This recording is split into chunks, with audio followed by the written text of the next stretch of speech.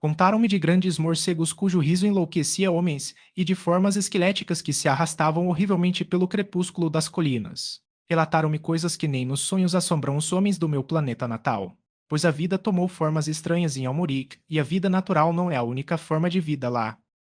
Mas os pesadelos contados a mim e os que presenciei se desenrolam a seu tempo, e já permaneci tempo demais em minha narrativa. Seja paciente, pois os acontecimentos em Almuri correm rápidos e minha crônica não corre menos veloz quando bem iniciada. Durante meses vivi em Côte, integrando minha vida de caça, festas, bebida e brigas, como se nela tivesse nascido. Ali, a vida não era contida e reprimida, como na terra. Ainda nenhuma guerra tribal testara minhas forças, mas havia luta suficiente na cidade, com mãos nuas em duelos amistosos e brigas de bêbados, quando os guerreiros lançavam suas armas espumantes e bradavam desafios por sobre as tábuas manchadas de cerveja. Eu me deleitava na nova existência. Aqui, como nas colinas, lançava todas as minhas forças liberadas na vida e aqui, diferentemente das colinas, tinha companhia humana de um tipo que se ajustava à minha constituição particular. Não sentia necessidade de arte, literatura ou intelectualidade, eu caçava, devorava, bebia, lutava, estendia meus braços massivos e agarrava a vida como um glutão. E em minhas brigas e festejos quase esquecia a figura esguia que havia permanecido tão paciente na Câmara do Conselho sob a grande cúpula. Capítulo 5. Eu havia me afastado muito durante a caçada. Passei várias noites sozinho nas planícies. Agora voltava sem pressa, embora ainda estivesse a muitas milhas de Côte, tão distante que nem mesmo as torres maciças da cidade se erguiam ainda no horizonte das savanas ondulantes. Não sei bem em que eu pensava enquanto caminhava, a carabina apoiada no braço, mas provavelmente meus pensamentos se fixavam em rastros junto à beira d'água, na relva amassada que denunciava a passagem de algum grande animal, ou nos cheiros trazidos pela brisa leve. Seja como for, meus devaneios foram interrompidos por um grito agudo. Virei-me de súbito e vi uma figura esguia, branca, correndo desesperada em minha direção pela campina. Atrás dela, aproximando-se a cada passo com velocidade assustadora, vinha uma daquelas aves carnívoras gigantes, das mais temíveis criaturas que habitam as pradarias de Almuric. Elas chegam a medir mais de 3 metros de altura e se assemelham, em parte, a uma avestruz, mas o bico é uma arma terrível, uma lâmina recurva, de quase 1 metro de comprimento, afiada e pontuda como uma alfange. Um golpe daquele bico poderia partir um homem em dois, e as garras enormes de seus pés eram capazes de dilacerar um corpo humano em pedaços. Aquela montanha de destruição avançava atrás da jovem com velocidade apavorante, e percebi que a alcançaria muito antes que eu pudesse chegar perto. Paguejando contra minha pouca habilidade de atirador, ergui a carabina e mirei o mais firme que pude. A moça corria exatamente diante da fera, de modo que eu não podia arriscar um disparo contra o corpo gigantesco, podia atingi-la em vez da besta. Tive de tentar um tiro na cabeça, que balançava de modo traiçoeiro no alto do pescoço arqueado. Foi mais sorte que precisão que guiou minha bala ao alvo. Ao som do disparo, a cabeça monstruosa sacudiu-se violentamente para trás, como se a criatura tivesse colidido com uma parede invisível. As asas curtas bateram no ar com estrondo e, cambaleando desordenadamente, o bruto tombou pesadamente no chão. No mesmo instante, a moça também caiu, como se a mesma bala os houvesse atingido. Corri até ela e me inclinei para socorrê-la e, surpreso, vi Alta, filha de Zal, fitando-me com seus olhos escuros e enigmáticos. Certificando-me de que ela não sofrera ferimentos além do susto e do cansaço, voltei-me para o corpo da Ave Trovão e confirmei que estava morta, o pouco cérebro que tinha escorria de um buraco em seu crânio estreito. De volta à Alta, franzi o senho. "O que faz fora da cidade?" Perguntei asperamente. "Perdeu o juízo, para se aventurar sozinha pelo ermo?" Ela não respondeu, mas percebi um brilho ferido em seus olhos sombrios e me arrependi da aspereza. Ajoelhei-me ao lado dela. "Você é uma moça estranha, Alta", disse eu. "Não é como as outras mulheres de Côte. Dizem que é teimosa e rebelde, sem motivo. Não compreendo você. Por que arriscar a vida assim?" "O que vai fazer agora?" perguntou ela, numa voz seca. "Ora, levá-la de volta à cidade, é claro." Seus olhos ardiam com uma espécie de raiva silenciosa. "Vai me levar de volta e meu pai vai me açoitar. Mas eu fugirei de novo. E de novo. E de novo." "Mas por que fugir?" Perguntei, confuso. "Não há para onde ir. Alguma fera acabará te devorando." "Pois que devore", respondeu ela. "Talvez seja isso o que eu desejo." "Então por que correu da ave trovão?" "O instinto de viver é difícil de vencer", admitiu. "Mas por que querer morrer?" Insisti. As mulheres de Kot são felizes, e você tem tanto quanto qualquer uma delas. Ela desviou o olhar, fitando as vastas planícies à nossa volta. Comer, beber e dormir não é tudo, respondeu com uma voz estranha. Os animais também fazem isso. Passei a mão pelos cabelos, perplexo. Já ouvira sentimentos semelhantes expressos de várias formas na Terra, mas era a primeira vez que ouvia algo assim dos lábios de uma habitante de Elmuric. Alta continuou, num tom distante e suave, como se falasse consigo mesma. A vida é dura demais para mim. Não me encaixo como os outros. Vivo me ferindo nas suas arestas. Procuro algo que não existe. E nunca existiu. Inquieto com suas palavras, agarrei os cabelos pesados e puxei o rosto para que olhasse nos meus olhos. Ela me fitou, e vi neles um brilho estranho, diferente de tudo o que já vira. Era difícil antes de você chegar, disse ela baixinho. Agora é ainda mais difícil. Surpreso, soltei-a. Ela virou o rosto para o lado e ficou em silêncio. Por que eu deveria tornar isso mais difícil? Perguntei, perplexo. O que constitui a vida? Retrucou ela. A vida que vivemos é tudo o que existe. Não há nada além de nossas aspirações materiais? Cocei a cabeça, ainda mais confuso. Porque, disse eu, na Terra conheci muitas pessoas que estavam sempre atrás de algum sonho nebuloso ou ideal, mas nunca notei que fossem felizes. No meu planeta, muito buscar e tatear coisas invisíveis, mas nunca conheci uma satisfação tão plena quanto a que experimentei em Elmuric. Pensei que você fosse diferente, disse ela, ainda olhando para longe de mim. Quando te vi ferido e acorrentado, com a pele lisa e os olhos estranhos, achei que você fosse mais gentil que outros homens. Mas você é tão rude e feroz quanto os demais. Passa os dias e noites matando feras, lutando contra homens em bebedeiras violentas. Mas todos fazem isso, protestei. Ela sentiu. E por isso não me encaixo na vida, e seria melhor estar morta. Senti uma vergonha irracional.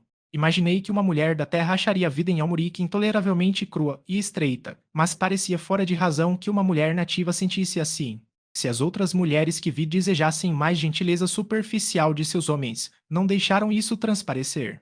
Pareciam satisfeitas com abrigo e proteção, resignadas às maneiras rudes dos homens. Procurei palavras, mas não encontrei, tão inábil era meu discurso polido. Senti, de repente, minha rudeza, crueza e barbarismo bruto e fiquei envergonhado. Vou levá-la de volta a Kot, disse, impotente. Ela encolheu os ombros bem proporcionados. E você poderá assistir meu pai me chicotear, se quiser. Foi então que minha língua se destravou. Ele não vai te chicotear, retruquei, com raiva. Se ele colocar a mão em você, eu quebro suas costas. Ela ergueu o olhar rapidamente, olhos arregalados com súbito interesse. Meu braço envolveu sua forma esguia e eu a fitava, rosto muito próximo do dela. Seus lábios se entreabriram e se aquele instante sem fôlego durasse mais um pouco, não sei o que teria acontecido. Mas de repente a cor desapareceu de seu rosto e de seus lábios entreabertos surgiu um grito aterrador. Seu olhar fixou-se em algo acima e além de mim, e o bater de asas de repente encheu o ar. Ajoelhei-me de lado para ver o céu acima de mim repleto de formas escuras. Os Yagas, os homens alados de Almuric. Eu quase acreditava que fossem um mito e, ainda assim, ali estavam, em todo o seu terror misterioso. Tive apenas um relance ao me erguer, brandindo minha carabina vazia. Vi que eram altos e esguios, musculosos e poderosos, com pele negra. Pareciam feitos como homens comuns, exceto pelas grandes asas de couro semelhantes às de morcego, que cresciam de seus ombros. Estavam nus, exceto por taparrabos, e armados com lâminas curtas e curvas. Fiquei na ponta dos pés quando o primeiro mergulhou, cimitarra erguida, e o encontrei com um golpe de minha carabina que quebrou o cano e esmagou seu crânio estreito como uma casca de ovo. No instante seguinte, eles giravam e atacavam ao meu redor, lâminas curvas lambendo-me como raios de todos os lados, e o próprio número de suas largas asas atrapalhando-os. Girando o cano da carabina ao meu redor, quebrei e rebati as lâminas cintilantes, e em uma troca furiosa de golpes acertei outro na cabeça, que caiu inconsciente a meus pés. Então um grito desesperado soou atrás de mim, e de repente a investida diminuiu. Todo o bando estava no ar, correndo para o sul, e fiquei parado, petrificado. Nos braços de um deles debatia-se e gritava uma figura esguia e branca, estendendo braços implorantes para mim. Alta. Tinham-a arrebatado por trás, levando-a para o destino que a aguardava naquela citadela negra e misteriosa ao sul. A velocidade incrível com que os Yagas cruzavam o céu já os afastava da minha visão. Enquanto eu permanecia perplexo, senti um movimento aos meus pés. Olhando para baixo, vi uma de minhas vítimas sentar-se, atordoada. Levantei a carabina com o desejo de esmagar seu cérebro, então um pensamento súbito me ocorreu, inspirado pela facilidade com que o captor de alta carregara seu próprio peso e o dela no ar. Sacando meu punhal, arrastei meu prisioneiro de volta aos pés. De pé, ele era mais alto que eu, com ombros igualmente largos, embora membros magros e fortes, em vez de maciços. Seus olhos escuros, ligeiramente oblíquos, me fitavam com o olhar fixo de uma serpente venenosa. Os Guras me haviam dito que os Yagas falavam uma língua semelhante à deles. Você vai me levar pelo ar atrás dos seus companheiros, disse eu. Ele encolheu os ombros e falou com uma voz estranhamente áspera. Não consigo carregar seu peso. Então é uma pena para você, respondi com dureza e, girando-o, saltei em suas costas, prendendo minhas pernas em sua cintura. Meu braço esquerdo envolvia seu pescoço e meu punhal na mão direita cutucava seu flanco. Ele manteve os pés firmes sob o impacto do meu corpo, espalhando suas enormes asas. Pegue o ar. Rosnei em seu ouvido, cravando a lâmina na carne. Voe, maldito, ou arrancarei seu coração. Suas asas começaram a bater no ar e subimos lentamente do chão. Foi uma experiência sensacional, mas à qual dei pouca atenção no momento, tão absorvido estava pela fúria da captura de alta.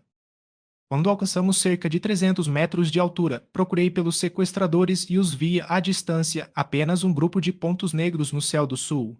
Em direção a eles guiei meu relutante corcel. Apesar das minhas ameaças e incentivos para que voasse mais rápido, os pontos voadores logo desapareceram. Ainda assim, continuei rumo ao sul, sentindo que, mesmo que não os alcançasse, acabaria chegando à grande rocha escura onde a lenda situava sua habitação. Impulsionado pelo meu punhal, meu montador avançava rapidamente, considerando o fardo que carregava. Durante horas voamos sobre as savanas e no meio da tarde, a paisagem mudou. Estávamos sobrevoando uma floresta, a primeira que eu vi em Almuric. As árvores pareciam se erguer a alturas enormes. Perto do pôr do sol, avistei os limites distantes da floresta e, além das planícies, as ruínas de uma cidade. Dentre essas ruínas, fumaça subia e perguntei a meu corcel se seus companheiros estariam preparando a refeição da noite ali. Sua única resposta foi um rosnado. Voávamos baixo sobre a floresta quando um barulho repentino me fez olhar para baixo. Estávamos passando por uma clareira estreita, e nela ocorria uma batalha terrível. Um bando de hienas atacava uma besta gigante, semelhante a um unicórnio, do tamanho de um bisão. Meio dúzia de corpos mutilados e pisoteados mostrava a fúria da defesa da besta, e enquanto eu olhava, ela pegou o único sobrevivente com seu chifre de marfim em forma de espada, lançando-o a vários metros no ar, quebrado e dilacerado. Na breve fascinação da cena, devo ter involuntariamente afrouxado meu aperto sobre o cativo, pois, naquele instante, com um coice convulsivo e um giro, ele se libertou e me lançou de lado. Pego de surpresa, agarrei o ar em vão e, caindo em direção ao solo, choquei-me com força contra a terra coberta de folhas, bem à frente do unicórnio enfurecido. Tive um vislumbre atordoado de seu corpo colossal sobre mim, enquanto sua cabeça maciça baixava e cravava o chifre em meu peito. Então me levantei de joelhos, segurando com a mão esquerda aquela espada de marfim para tentar desviá-la, enquanto a direita cravava o punhal na grande jugular. Veio então um impacto terrível contra meu crânio, e a consciência se apagou na escuridão. Capítulo 06. Devo ter ficado inconsciente apenas alguns minutos. Quando recuperei a consciência, minha primeira sensação foi a de um peso esmagador sobre meus membros e corpo. Lutando fraquejamente, percebi que estava debaixo do corpo sem vida de um unicórnio. No instante em que meu punhal rasgou sua grande veia jugular, a base do chifre deve ter atingido minha cabeça enquanto o enorme corpo desabava sobre mim.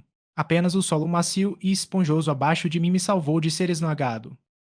Libertar-me daquele peso colossal foi uma tarefa hercúlea, mas eventualmente consegui e fiquei de pé, machucado e sem fôlego, com sangue parcialmente seco do monstro coagulado em meus cabelos e manchando meus membros. Era uma visão horrível, mas não perdi tempo com minha aparência.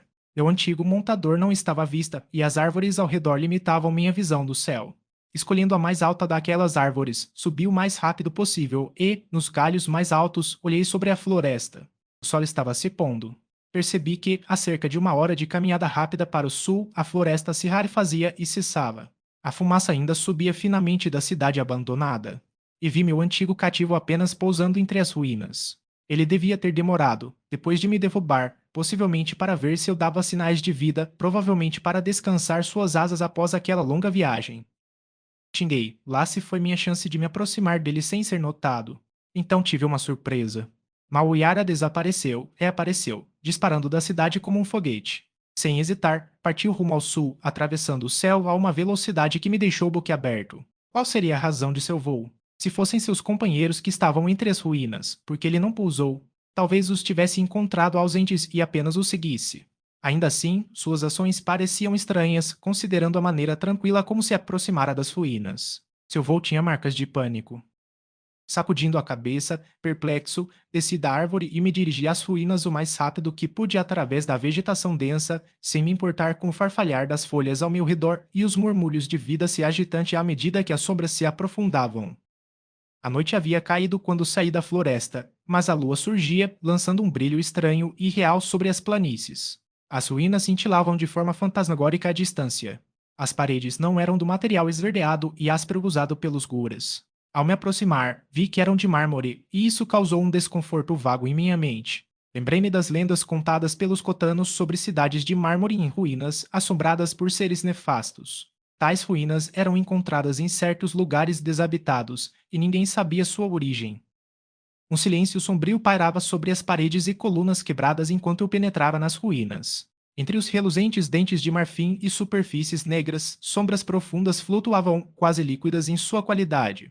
De uma poça escura a outra, deslizava silenciosamente, espada em punho, esperando qualquer coisa, desde uma emboscada dos Yagas até o ataque de alguma fera predadora à espreita. Um silêncio absoluto reinava, como jamais encontrara em qualquer lugar de Almuric. Nenhum leão distante rugia, nenhuma ave noturna emitia seu estranho grito. Eu poderia ser o último sobrevivente de um mundo morto. Em silêncio, alcancei uma grande área aberta, flanqueada por um círculo de pilares quebrados, que devia ter sido uma praça. Ali, parei, imóvel, a pele se eriçando. No centro da praça, brasas moribundas fumegavam de uma fogueira sobre a qual, em espetos cravados no chão, assavam-se pedaços de carne. Evidentemente, os Yagas haviam acendido o fogo e se preparado para a refeição, mas não haviam comido. Espalhados pela praça, jaziam de modo a chocar até os mais resistentes. Jamais presenciei cena tão devastadora. Mãos, pés, cabeças sorridentes, pedaços de carne, entranhas, coágulos de sangue cobriam a praça inteira. As cabeças pareciam bolas de trevas, coladas das sombras sobre o mármore branco, os dentes riam, os olhos cintilavam pálidos à luz da lua. Algo atacara os homens alados enquanto se sentavam ao redor do fogo e os dilacerara membro a membro. Nos restos de carne, marcas de presas, alguns ossos quebrados, aparentemente para extrair a medula. Um arrepio frio percorreu minha espinha. Que animal, além do homem, quebra ossos dessa maneira? Mas a dispersão dos restos ensanguentados não parecia obra de bestas, parecia demasiadamente vingativa, como se fosse feita por fúria, desejo de vingança ou sede bestial de sangue. Então, onde estava a Alta? Seus restos não se encontravam entre os de seus captores. Olhando para a carne no espeto, a configuração das peças fez-me estremecer. Abalado pelo horror, percebi que minhas suspeitas sombrias estavam corretas. Eram partes de um corpo humano que os malditos Yagas assavam para sua refeição. Enfermo de repulsa e temor, examinei os restos com mais cuidado e suspirei aliviado ao ver membros musculosos de homem e não as partes delicadas de uma mulher. Mas depois disso, observei impassível os pedaços ensanguentados que haviam sido Yagas. Mas onde estava a garota? Tivera ela escapado do massacre e se escondido, ou fora levada pelos assassinos? Observando as torres, blocos e pilares caídos, banhados pela estranha luz da lua, percebi uma aura distinta de maldade, de ameaça à espreita. Senti o olhar de olhos ocultos. Comecei a vasculhar a praça e encontrei um rastro de gotas de sangue, negras à luz da lua, que serpenteava por entre um labirinto de pilares tortos. Por falta de ocupação melhor, segui-o. Ao menos poderia levar-me aos assassinos dos homens alados. Passei sob as sombras de pilares inclinados que diminuem o meu corpo humano diante de sua massa bruta e entrei em um edifício em ruínas, coberto de líquens. Pela cobertura quebrada e janelas abertas, a lua derramava luz esbranquiçada, tornando as sombras ainda mais negras. Mas um quadrado de luz iluminava a entrada de um corredor, e nele vi respingos escuros e coagulares sobre o mármore rachado e coberto de trepadeiras. Tatei o corredor e quase quebrei o pescoço nas escadas lá dentro. Desci, alcancei um patamar, hesitei e estava prestes a voltar quando um som me eletrizou, parando meu coração e fazendo o sangue pulsar loucamente nas veias. Pela escuridão, distante e fraco, ouvi o chamado. Exal. Exal Cairn. Alta. Quem mais poderia ser? Porque um arrepio gelado percorria-me e os pelos da nuca se eriçavam. Tentei responder, mas a cautela segurou minha língua. Ela não poderia saber que eu estava ouvindo. Talvez chamasse como uma criança assustada chama alguém fora do alcance. Desci pelo túnel negro tão rapidamente quanto pude na direção do chamado e fui tomado por uma súbita náusea. Minha mão tatente encontrou uma porta e parei, sentindo, como faria uma criatura selvagem, uma presença viva próxima. Esforçando meus olhos na escuridão, pronunciei o nome de alta em voz baixa e urgente. Instantaneamente, duas luzes arderam no escuro, brilhos amarelados que observei por um instante antes de perceber que eram dois olhos. Eram largos como minha mão, redondos e de um brilho que não sei descrever. Atrás deles, tive a vaga impressão de uma massa enorme e amorfa. Simultaneamente, uma onda de medo instintivo me varreu e recuei rapidamente para o túnel, apressando-me na direção que seguia. Na cela, ouvi um leve movimento, como se uma grande massa gelatinosa se deslocasse, misturado a um som áspero, semelhante a cerdas raspando na pedra. Após algumas dezenas de passos, parei. O túnel parecia interminável e, pelo tato, outros túneis se ramificavam na escuridão sem que eu pudesse saber qual seguir. Então, novamente, ouvi o chamado. Isal. Isal cair. Firmando-me contra algo que não sabia o que era, parti mais uma vez na direção da voz fantasmagórica. Não sei quanto andei até me ver novamente perplexo. Então, de perto, a voz ressoou novamente. Exal. Exal caiu NNN. Elevou-se a um tom agudo, desdobrando-se em uma horrível gargalhada inumana que gelou meu sangue. Não era voz de alta. Eu soubera o tempo todo que não era, que não podia ser.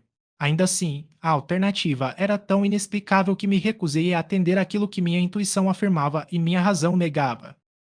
De todas as direções, de todos os lados, ergueu-se uma mistura ensandecida de vozes agudas e demoníacas, todas gritando o meu nome com a zombaria de demônios. Os túneis, antes tão silenciosos, agora retumbavam com um clamor estridente que ecoava de parede em parede. Fiquei parado, atônito e apavorado, como devem ficar os condenados nas salas ruidosas do inferno. Passei pelas fases do terror gélido, do horror confuso, do desespero e, por fim, da fúria insana. Com um rugido enlouquecido, lancei-me às cegas na direção dos sons mais próximos e choquei-me contra uma parede sólida enquanto mil vozes inumanas explodiam em gargalhadas horrendas. Girei como um touro ferido e investei novamente, dessa vez para dentro da boca de outro túnel. Correndo como um louco, sedento por alcançar meus algozes, e rompi em um vasto espaço sombrio onde um raio de luar atravessava o teto e projetava uma lâmina pálida no chão. Então ouvi meu nome ser chamado novamente, mas dessa vez em tom humano, cheio de medo e angústia. Visal. Oh, Visal. Mesmo antes de responder ao grito aflito com um brado selvagem, eu a vi. Alta e cortada na luz difusa da lua. Estava estendida no chão, mãos e pés mergulhados na sombra. Mas vi que, a cada um de seus membros estendidos, agachava-se uma figura disforme e sombria. Com um grito sedento de sangue, ataquei, e a escuridão ganhou vida nauseante, inundando meus joelhos com formas tangíveis. Presas afiadas me rasgaram a pele, mãos símias me agarraram e arranharam. Mas nada pôde deter-me. Girando a espada em amplos arcos que abriam um caminho por entre massas sólidas de criaturas contorcidas, avancei até a moça, que se debatia e gritava naquele retângulo de luar. Atravessando aquela torrente viva de seres que se agitavam e mordiam até minha cintura, continuei de pé inabalável. Alcancei o quadrado iluminado, e as criaturas que prendiam Alta recuaram diante do assobio ameaçador do fio da minha lâmina. A garota saltou e agarrou-se a mim. No mesmo instante em que a horda sombria se lançou novamente para nos arrastar ao chão, vi uma escada desmoronada que subia para o alto, e empurrei Alta para ela, voltando-me para cobrir sua retirada. Era escuro na escada, embora ela levasse a uma câmara acima, banhada pela luz que entrava através de um teto quebrado. Aquela batalha foi travada na mais completa escuridão, guiada apenas pelos meus sentidos de tato e audição. E lutamos em silêncio, só se ouvia minha respiração ofegante, o zunido e o impacto da lâmina. Degrau por degrau, fui recuando pela escada irregular, lutando a cada passo, com a pele das costas arrepiada pela expectativa de um ataque por trás. Se tivessem vindo de cima, estaríamos perdidos, mas parecia que todos estavam abaixo de mim. Eu não sabia exatamente que tipo de criaturas enfrentava, apenas que tinham garras e presas. Pelo toque, percebia que eram baixas, deformadas, peludas e de aspecto símil. Quando emergi na câmara acima dos túneis, consegui ver um pouco mais. O luar, filtrado pelo teto destruído, formava apenas um facho branco na escuridão. Vi apenas vultos confusos à minha volta, sombras que se agitavam, torciam e atacavam, para depois recuar diante do aço que cortava em todas as direções. Empurrando Alta para trás de mim, fui recuando pela sala sombria em direção a uma larga fenda que se abria na parede em ruínas, tropeçando e cambaleando no redemoinho de combate que girava ao meu redor. Quando alcancei a abertura, por onde Alta já havia passado, uma investida conjunta tentou me arrastar ao chão. O pânico me tomou a ideia de ser puxado para baixo naquela sala sombria por aquela horda de sombras. Com um estouro de fúria e um salto desesperado, projetei-me através da fenda, levando comigo meia dúzia de atacantes. Cambaleando, ergui-me e sacudi de sobre os ombros aquelas criaturas que se agarravam a mim, como um urso sacudindo lobos. Finquei os pés no chão e golpeei para todos os lados. Pela primeira vez, vi claramente a natureza dos meus inimigos. Seus corpos lembravam os de macacos deformados, cobertos por uma pelagem rala e suja de cor branco-amarelada. As cabeças eram caninas, com orelhas pequenas e juntas.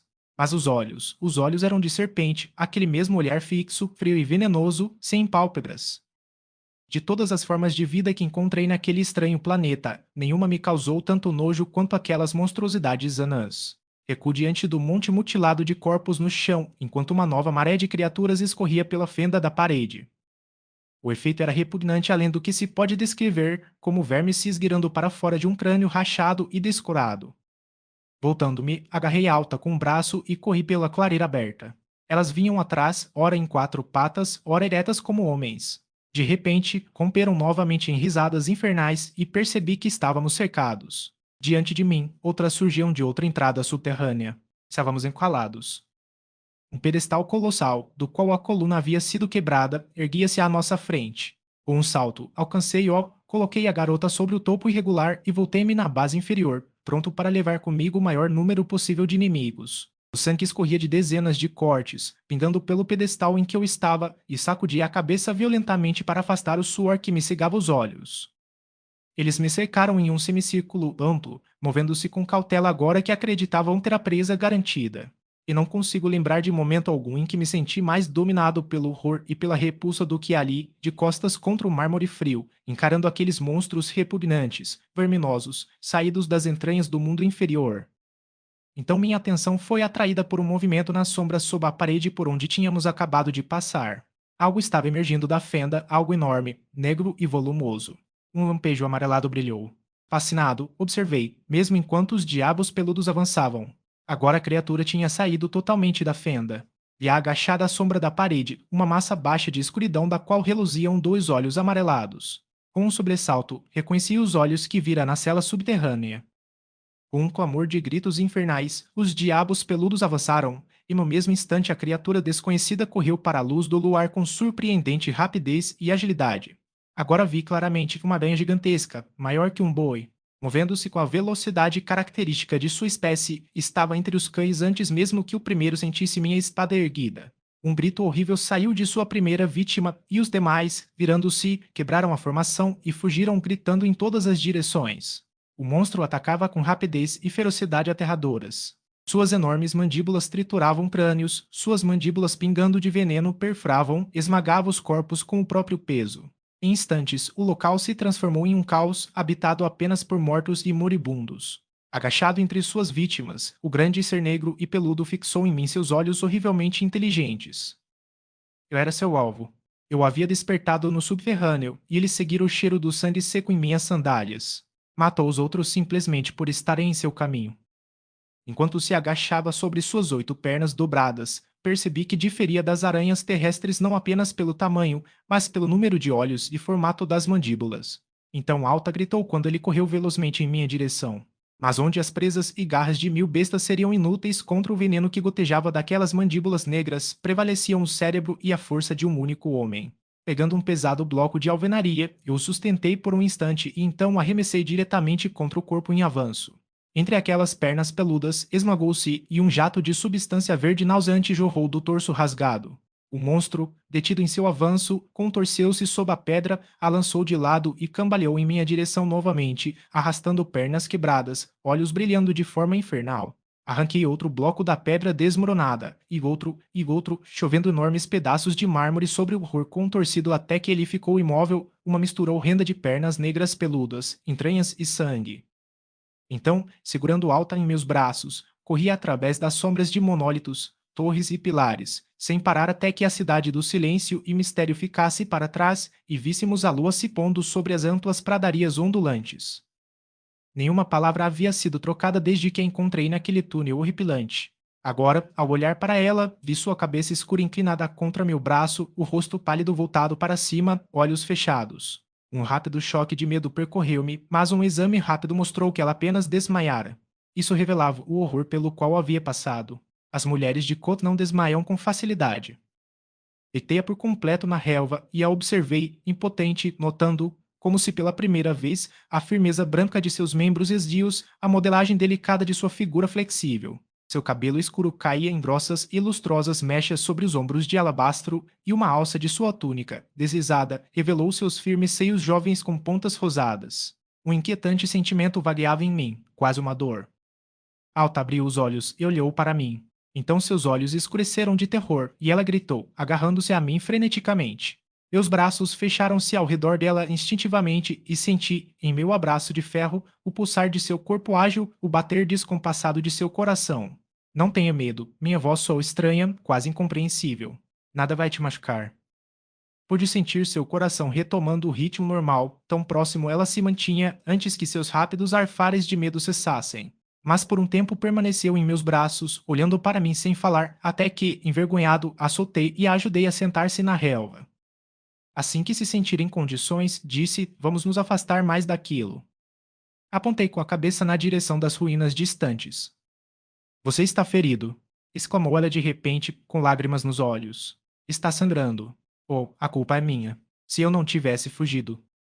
Agora ela chorava de verdade, como qualquer garota da terra. Não se preocupe com esses arranhões, respondi, embora por dentro me perguntasse se os dentes daquelas criaturas eram venenosos. São apenas ferimentos superficiais. Pare de chorar, pode ser? Ela obedeceu, abafando os soluços e, ingenuamente, enxugou os olhos com a saia. Não queria lembrá-la da experiência horrível, mas estava curioso sobre um ponto. Por que os Yagas pararam nas ruínas? Perguntei. Certamente eles sabiam das criaturas que assombram essas cidades. Eles estarão com fome, respondeu, estremecendo. Capturaram um jovem. Despedaçaram-no ainda vivo, mas nunca ouviram um pedido de misericórdia, apenas maldições. Depois assaram. Ela engasgou, tomada por náusea. Então os Yagas são canibais, murmurei. Não, são demônios. Enquanto se sentavam em volta do fogo, os de cabeça de cão caíram sobre eles. Não os vi até que já estavam sobre nós. Derrubaram os Yagas como chacais sobre servos. Depois me arrastaram para a escuridão. O que queriam fazer? Sotak sabe.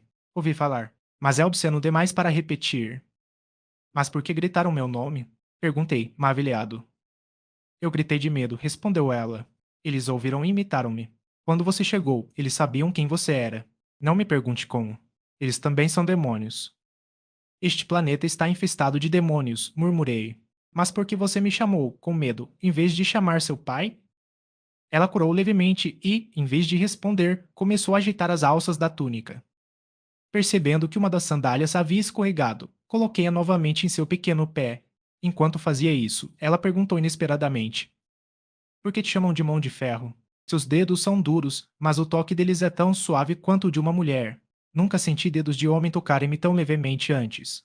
Na maioria das vezes, eles me machucaram.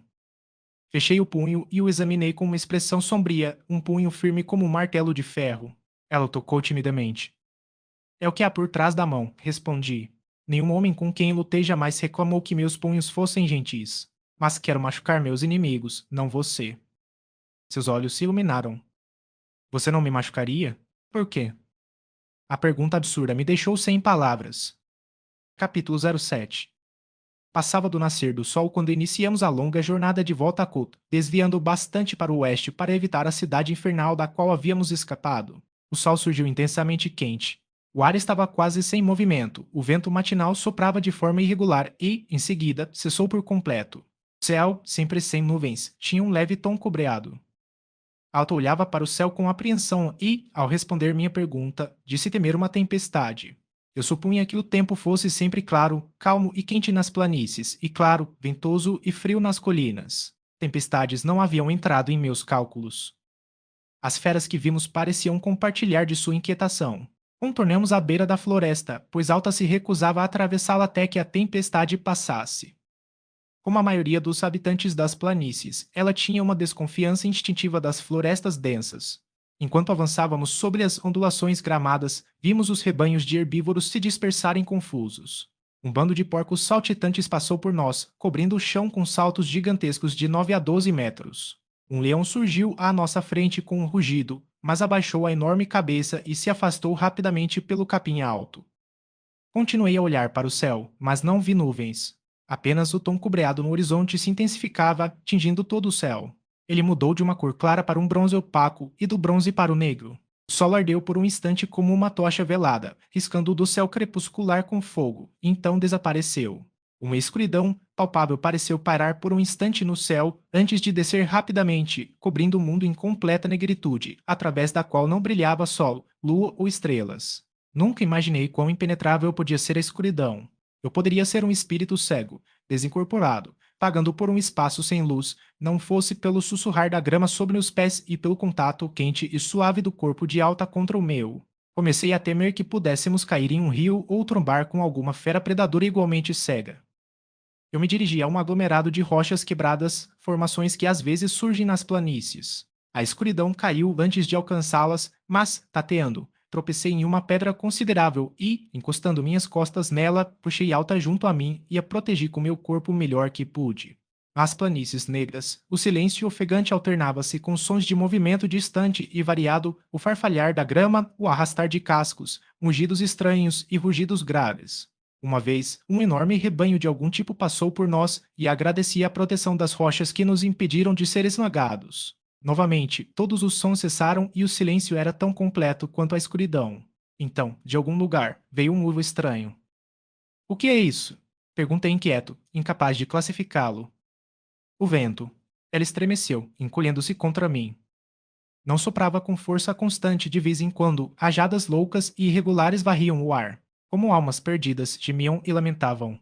Rasgavam a grama próxima e, por fim, uma dessas rajadas nos atingiu de cheio, derrubando-nos e nos empurrando contra a rocha atrás de nós. Apenas aquele golpe abrupto, como um soco de um gigante invisível. Ao nos reerguermos, congelei. Algo passava perto de nosso refúgio, algo enorme como uma montanha, sob cujo passo a terra tremia. Alta agarrou-me desesperadamente e senti seu coração disparado. Meus pelos se eriçaram com medo indescritível. A coisa estava ao nosso lado. Parou, como se percebesse nossa presença. Um som curioso, coriáceo, de membros enormes em movimento.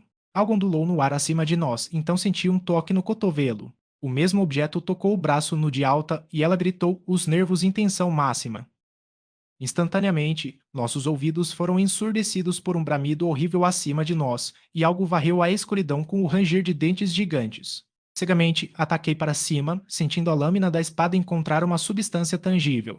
Um líquido quente espirrou pelo meu braço, e com outro rugido terrível, desta vez mais de dor que de fúria, o monstro invisível se afastou, sacudindo a terra com seus passos e abafando o vento urrante com seu bramido.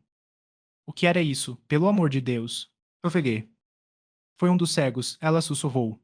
Nenhum homem jamais os viu, eles vivem na escuridão da tempestade. De onde vêm, para onde vão, ninguém sabe. Mas veja, a escuridão está se desfazendo. Se desfazendo era a palavra certa. Parecia rasgar-se em longos filetes. O sol reapareceu, e o céu mostrou azul de horizonte a horizonte. Mas a terra estava barrada de forma fantástica com longas faixas de escuridão, sombras tangíveis flutuando na planície, com amplos espaços de luz entre elas. A cena poderia ser uma paisagem onírica de um dependente de ópio. Um servo apressado atravessou uma faixa de luz solar e desapareceu abruptamente em um filete negro, tão subitamente reapareceu na luz. Não havia transição gradual para a escuridão, as bordas das faixas negras eram tão nítidas e definidas quanto fitas de ébano sobre um fundo de ouro e esmeralda. Até onde eu podia enxergar, o mundo estava listrado e barrado por essas fitas negras. A visão não podia penetrá-las, mas elas afinavam, se dividiam e desapareciam. Bem diante de mim, uma das faixas de escuridão se rasgou e revelou a figura de um homem, um gigante peludo, que ficou me fitando, espada em punho, tão surpreso quanto eu. Então várias coisas aconteceram ao mesmo tempo. Alta gritou, um tugrano. O estranho saltou e brandiu sua lâmina, que tilintou contra minha espada erguida. Minha memória dos segundos seguintes é apenas um borrão caótico. Houve um turbilhão de golpes e paradas, um breve clangor de aço, então a ponta da minha espada afundou sob o coração dele e saiu por trás das costas. Arranquei a lâmina enquanto ele tombava e fiquei ali, olhando para baixo para o cadáver, atônito. Eu tinha me perguntado, em segredo, como seria enfrentar um guerreiro veterano em combate de lâmina limpa. Agora havia acontecido, e eu não conseguia recordar como vencera. Fora rápido e furioso demais para o pensamento consciente, meus instintos de luta haviam agido por mim. Um clamor de gritos irados explodiu ao meu redor e, ao me virar, vi cerca de 20 guerreiros peludos surgindo entre as pedras. Já era tarde demais para fugir. Num